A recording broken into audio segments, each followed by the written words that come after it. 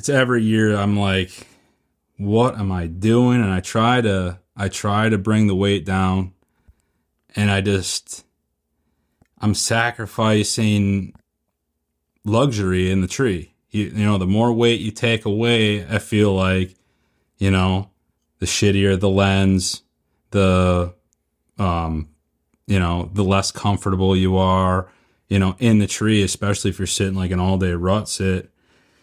And it's like, yeah, I don't know. I don't know how much weight I actually carry, but it's probably, I mean, it's got to be close to 50 pounds, I would imagine, Yeah. I mean, maybe more than that, but I mean, I got a lot of shit, like a big muddy hunter arm. That's the biggest, 28 to 300 millimeter Canon lens, which is heavy. Couple cameras with the 3 cameras. Well, one's a GoPro, so it's not much weight, but it all adds up, But you were talking, before that, you were saying people doing that consistently, and there are spots that are a beast to get to around here, and I always said that to myself too. I'm like, dude, you got to be on a different level to be doing this consistently over and over again. But now I think about it and I'm like, dude, if I didn't film and hunt, this wouldn't be that, I mean, it wouldn't be that hard. You know what I mean? Like all I would have to carry is a stand and sticks. Like it's, you know what I mean? Like I feel like, and especially this day and age with everything so light, Yeah. So I think a lot of these spots are getting hunted more and more and more because a lot more people are catching on to the public land trend, especially in the Midwest here. And they got this lightweight stuff, and a lot of people are getting way back. And now I find myself a lot less trying to get the farthest away from the parking lot and trying to look for areas that are more not just distance away, but a motherfucker to get to, like mud swamp or just nasty steep terrain or, thorns that you have to go through for a little bit. You know what I mean? Like something that's going to deteriorate or that's going to deter them other than just distance. Yeah. No, that totally makes sense. But the one thing I will say is I feel like when you've been carrying that much weight now, so like it's kind of like where you set your bar like really high, and then things that were a high bar before aren't they're nothing anymore. Like I always compare that on Western hunts, and I just talked about this on a recent podcast, but it's like the first time I went to Colorado and tried backpack hunting for 7 days, 3 days in, I could barely do it. Like I felt like I was dying. And, and last year I went 21 days and did it. It's like once you like continually work your way up, then things seem lower. But I do see people willing to get back in. Yeah, gear advancements, mapping, all these different things definitely gives people the tools to do it easier. I still think it depends on where you're at, I guess, as far as it's still a deterrent.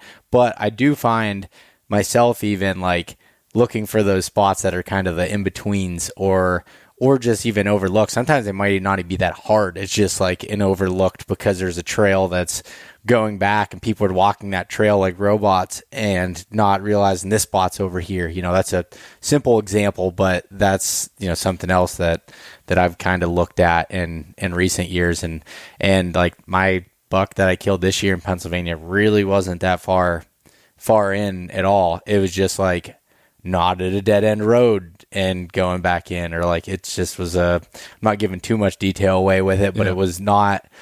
It wasn't that difficult. I'll put it that way. For sure. No, I've been finding for me, like there's not a lot of, especially Iowa public land, the access is so easy. Like everything has a nice trail. There's never like one access point, and like, it's like, it's just, there's too many access points. And I feel like that first week in November, everyone is bow hunting around here. That's my least favorite time to bow hunt because it's like all parking lots are filled with people, and it's like there's only so many dang spots. These chunks aren't that big, you know what I mean? So I've found that like like you said, and what I brought up earlier is just, it's almost like I almost have to walk everything, and and for and I'll walk a piece, and I'm like, I don't know why the bucks are here. I don't know why this is good, but it is. You know what I mean? And you just, and looking at a map, I would never know. I would never know. And so now so I try to walk as much stuff as possible.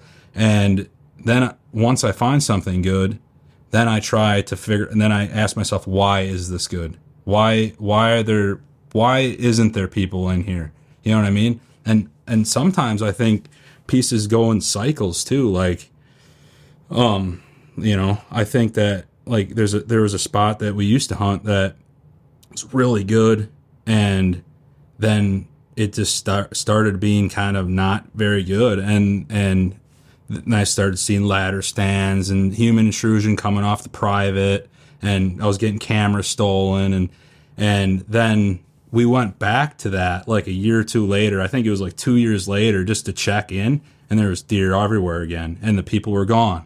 You know what I mean? So it's like they maybe overhunted it, they thought it sucked, and then they leave, and turns better again. You know what I mean? So it kind of go in cycles, and it's like these areas around here. I don't know exactly about. I haven't even really looked at land over by you, but I mean, these chunks of public around here are not big by any means, in my opinion. You know what I mean? Like, there's some bigger chunks, but for the most part, I mean, they're pretty small. And for me personally, it's like I can't look at something and just rule it out. I have to walk it, and I have to, you know what I mean? Because you just never know, you know?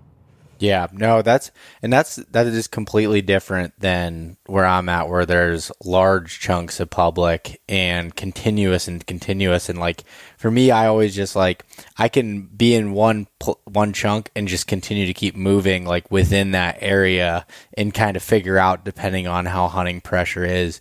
But those smaller chunks, now I definitely don't have as much experience to be able to say much on it, but it's making sense kind of what you're saying now. Like, a lot of what you're doing right now in the springtime is, it sounds like you're walking around and you're checking out deer sign, but you're also looking what the hunter sign looks like too. And do people like leave stands and stuff up, or are you able just to see where people are climbing? And yeah, no, I mean, a lot of people leave stands up, but you can tell. I mean, I go in, and it depends on what you're seeing, but if sometimes you can tell that if it's a guy coming off the private, or he's got like trails ribboned out or something like that, or if you just see some stupid big dumb double man ladder stand, you're like, okay, that's a gun hunter most likely, so I don't really have to care about that much if I'm hunting this piece early season.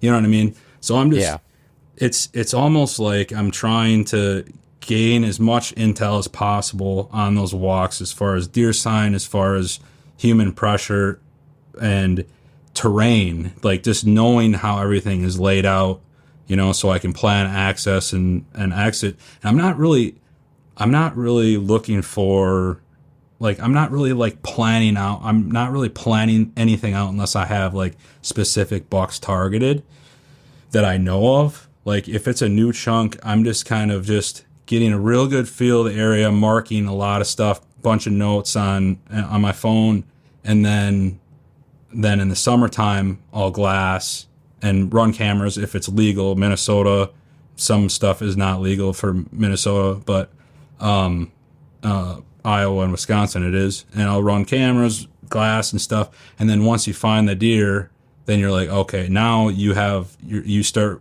putting stuff together, and you remember he's probably coming off that. He's probably coming out of this area, you know what I mean? But a lot of times, and this is why I want to walk every freaking single piece of public in this entire area, because I'll be driving, and I'm kind of new to the area, so give it some time, but I'll be driving, and you find a deer, and you're like, I was going to walk it, and I never did. And now it's like, you don't want to go in there that much, because I know he's there. So you're kind of trying to play staying on the perimeter a little bit. You don't want to mess anything too much up. So now hopefully I can just walk as much as possible. Once you find those deer in the summer for early season, then it's like, okay, I know what's going on now, you know?